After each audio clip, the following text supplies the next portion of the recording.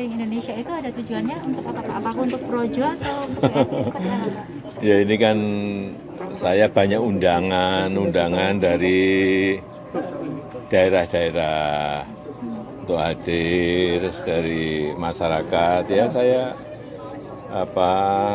saya sudah sehat dan saya akan datangi undangan-undangan yang ada. Dan itu juga untuk memberikan motivasi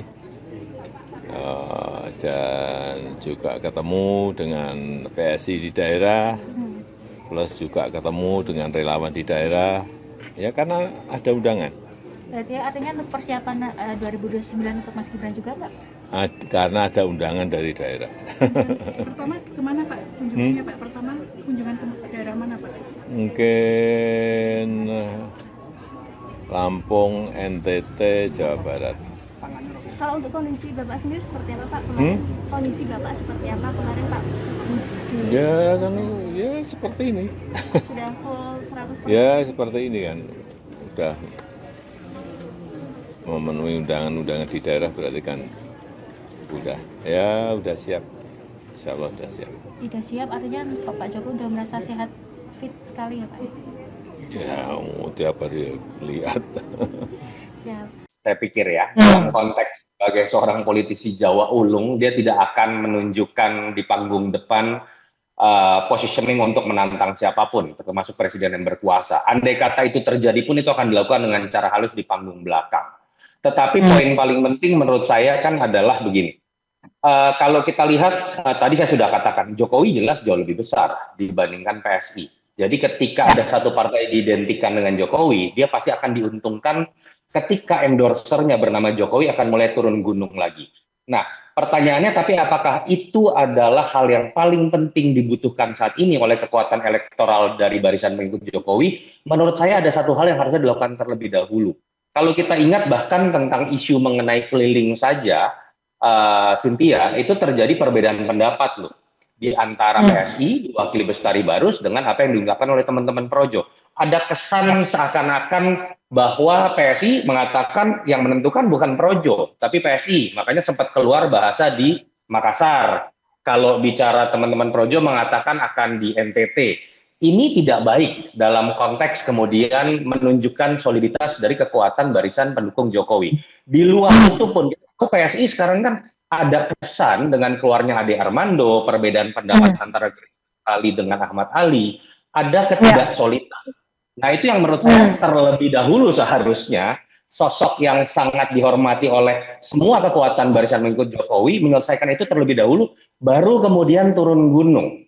Nah pertanyaan yang saya ingin katakan, ketika teman-teman Projo mengatakan Jokowi akan kemudian berbicara mengenai program-program yang sudah dilanjutkan oleh pemerintahan Prabowo. Jujur secara empiris, saya yakin banyak sekali pendukung Jokowi yang kemarin memilih 02 sedang menghadapi pertanyaan besar. Kok continuity-nya cuma Gibran-nya doang jadi wapres, programnya nggak ada yang nyambung. MBG itu kenapa seperti ini? Disiplin fiskal kenapa berbeda sekali dengan Jokowi? Defisit APBN yang berpotensi lebar dari 3% kenapa berbeda sekali dengan apa yang dijalankan oleh Jokowi? Saya berharap Jokowi punya peran kenegarawanan untuk berbicara mengenai hal tersebut dibanding sekedar jadi ayahnya Gibran. Terus ingin melakukan penetrasi politik ke akar rumput supaya pengaruh politiknya itu akan semakin signifikan, terutama dalam menghadapi pertarungan-pertarungan politik di masa-masa yang akan datang.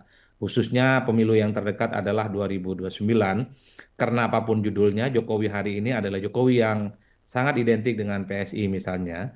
Bicara Jokowi hari ini adalah Jokowi yang sangat identik dengan Gibran. Banyak sekali yang berpendapat bahwa satu sisi Jokowi pasti sakti sekalipun tak lagi jadi presiden, kekuatan politiknya akan terukur, tapi banyak juga yang mengatakan Pak Jokowi sepertinya tidak akan sakti mandraguna seperti waktu lalu. Ya, kita belum tahu persisnya tanggal berapa dan lokasinya juga, tapi memang sudah ada beberapa alternatif tempat. Yang paling menguat itu sepertinya ke NTT, karena di sana ada permintaan dari sana itu pengembangan komoditas rumput laut. Pak Jokowi pengen lihat sekalian menyapa masyarakat di NTT tentunya. Hmm. Tanggalnya Ini belum terima konfirmasi. Oke. Jika memang betul ke NTT, ini keinginan Pak Jokowi atau memang ada permintaan dari warga di NTT, Bang? Ya, jadi memang kebiasaannya sebelum Pak Jokowi jadi presiden, tentu kalau sudah selama jadi presiden tentu itu menjadi agenda kenegaraan. Tapi selama belum jadi presiden atau kalau dia memang punya agenda dengan relawan, tentunya masukan-masukan itu ya, permintaan itu ada dari relawan, dari masyarakat, dari tokoh masyarakat. Kemudian Pak Jokowi akan memilih, kemudian baru kemudian dikonfirmasi kepada relawannya. Katakan kalau relawan, nanti relawan yang di lokasi akan mendampingi beliau. Biasanya polanya memang seperti itu. Ya, bahwa beliau ini kan pemimpin rakyat, pemimpin yang ingin mendengar dan menyapa rakyat. Pak Jokowi ini pemimpin yang mendengar rakyat loh. Semua disampaikan kepada seluruh gugus relawan Pak Jokowi. Ada pejabat kapan Pak? Apa? Pejabat. Ada rencananya mau ke Cirebon. Masih dalam rencana ya. Berapa detik Pak? Ya sementara masih kan berdasarkan undangan. Pak Jokowi menyampaikan bahwa beliau ke daerah itu untuk mendatangi undangan yang sampai ke beliau. Pak Jokowi keliling aja udah heboh. Pengawal Pak? Oh, kita selalu siap. Kita juga siap bekerja sama dengan semua elemen relawan, masyarakat, dan juga partai politik manapun, gitu loh. Karena kita beranggapan bahwa Pak Jokowi ini kan pemimpin rakyat, pemimpin yang mau mendengar rakyat, pemimpin yang betul-betul berpikir untuk kesejahteraan rakyat, gitu. Pak, kalau ada anggapan misalkan Pak Jokowi sekarang berusukan untuk Gibran, seperti apa Pak? Ya semua orang politik mau beranggapan itu biasa aja. Maksud kita suruh menanggapi tanggapan orang, pikiran orang, ya biar aja mengalir gitu. Kemerdekaan berpikir orang kan perlu kita jaga, ya. Pak, kan sekarang kondisi Pak Jokowi udah membaik ya Pak? Sudah sehat. Sudah sehat, udah ketemu kapan Pak? Ya kemarin masih ketemu, terakhir juga ini kita lagi mau komunikasi terus di awal Mei, dan kita akan terus komunikasi terutama untuk konferensi daerah dalam waktu dekat, ya. Gitu. Ada lagi? Gini loh, yang namanya organisasi itu menyapa rakyat nggak cuma 5 tahun sekali, menyapa rakyat harus setiap hari, begitu loh, ya. Kita harus mendengarkan semua yang terjadi di masyarakat tiap hari. Bukan cuma mau 5 tahun sekali baru menyapa rakyat, baru mau nemui rakyat, nggak bisa begitu dong. Kita ini organisasi yang setia di garis rakyat, sehingga buat kami problematika, pikiran, harapan rakyat itu adalah problem harian, bukan problem 5 tahunan. Gitu. Kok disalahin kita tiap hari dekat rakyat? Iya kan? Masa Pak Jokowi sebagai mantan presiden atau presiden RI ke-7 menyapa rakyat ditafsirin yang aneh-aneh, gitu ya. Cukup ya? Cukup. Cukup. Ada lain? Ini cuman pure untuk PSI. Bagaimana memperkuat PSI, calon DPR RI, dan calon tingkat kabupaten kota gitu, provinsi. Jadi nanti memang treatment di daerah lebih ke PSI-nya ya? Iya, PSI. Seperti apa nanti? Seperti yang di Tegal itu ada Karnapa Budaya, ada ketemu tokoh gitu. Seberapa besar Pak pengaruh Pak Jokowi? Besar. Turun ke masyarakat di... Besar. Karena masyarakat kan di sana itu banyak sekali ya pembangunan Pak Jokowi, ya tol, ya bendungan, ya kan. Kemarin terus ada dana impres yang memperbaiki jalan provinsi. Dan itu di 2 periode Pak Jokowi, alhamdulillah pelabuhan, terminal ya selesai. Proyeksinya ada peningkatan berapa persen? Ada target? Ada. Target kita sekitar 6-70% Di nasional? Oh bukan, Di Lampung aja? Di Lampung aja. Karena kita kan mau mengenjot bagaimana per dapil itu ada DPR provinsi, terus ada DPR RI-nya masing-masing dapil. Dapil 1, dapil 2. Gitu. Sekarang yang kemarin Kosong.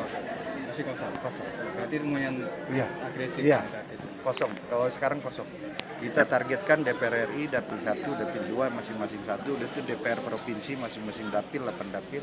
Terus DPRD kabupaten. Jadi total ada berapa di DPR RI, DPR provinsi sama? Oh ini nanti itu, nanti tim dari ini seleksi terus calon-calon yang berpotensi dan mempunyai grassroots gitu. Bagaimana nanti ke depan nanti penjaringan calon-calon DPR. Kalau itu tugas partai, saya relawan. Rencana kunjungan Pak Jokowi ke beberapa daerah setelah kesehatannya pulih, 3 daerah pertama yang akan jadi target itu Sumbar, Lampung, dan NTT. Dan melihat beberapa daerah itu mungkin ada yang jadi basis PDIP juga pas di pemilu 2024 kemarin, Pak. Melihatnya seperti apa? Apa ini bagian dari upaya untuk memulai lebih dini gerakan politik di daerah itu? Justru dengan beliau turun ke beberapa wilayah, itu justru partai kita semakin solid. Ya, partai kita akan semakin solid untuk membangun internal partai maupun lebih solid untuk turun ke bawah. Jadi silakan aja beliau keliling kemanapun, bebas ya. Nah, tapi ya beliau juga harus bisa menjelaskan, menunjukkan untuk supaya masyarakat betul-betul yakin ya bahwa ijazahnya itu asli. Tunjukkan aja ijazah. Paling enak gitu, nggak usah pakai drama lah. Nggak usah pakai drama-drama di pengadilan gitu loh ya. Kalau Anda tanya ijazah saya tunjukkan pada Anda gitu ya. Jadi itu aja misalkan gitu ya. Barangkali untuk menetralisir itu bahwa beliau akan menunjukkan ijazah aslinya ya untuk mengakhiri polemik yang terjadi misalnya begitu ya. Jadi monggo. Satu lagi, dan kabarnya dia juga akan dalam waktu dekat akan diumumkan sebagai ketua Dewan Pembina PSI. Apa? Kan kita tahu lah, kita dari dulu lah. Waktu mendaftar ke Kemenkumham kan jelas itu. Ya, Dewan Pembinanya apa? Inisialnya apa deh? C. Ya sudah lah, itu drama-drama gitu kan ya. Udah jelas gitu loh. Rakyat ini sudah pandai, sudah cerdas untuk bisa melihat, udah tahu lah drama-drama seperti itu ya. Kecepatan informasi dan akurasi data adalah komitmen kami. Satu langkah lebih dekat, satu langkah lebih terpercaya. Saksikan Sapa Indonesia Malam di Kompas TV, channel 11 di televisi Anda.